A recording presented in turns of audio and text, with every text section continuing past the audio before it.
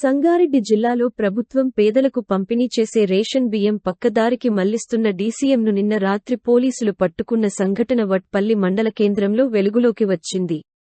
సంగారెడ్డి జిల్లా వట్పల్లి మండల కేంద్రంలో ప్రధాన రోడ్డు మార్గంపై అక్రమ రేషన్ రవాణా చేస్తున్న డీసీఎంను స్థానిక పోలీసులు పట్టుకుని vigilance enforcement task force Hyderabad team 2కు అప్పగించారు.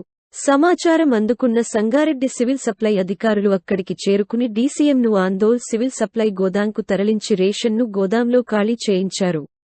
అధికారులను వివరణ కోరగా డీసీఎంలో 101 క్వింటాళ్ల రేషన్ ఉందని, జహీరాబాద్ నుండి మహారాష్ట్రకు రేషన్ బియ్యం గల TS12UD0760 నెంబర్ డీసీఎంను తరలిస్తున్న క్రమంలో వట్పల్లి పోలీసులు పట్టుకున్నారని, డీసీఎం డ్రైవర్ మరియు ఓనర్పై కేసు నమోదు చేశారని తెలిపారు.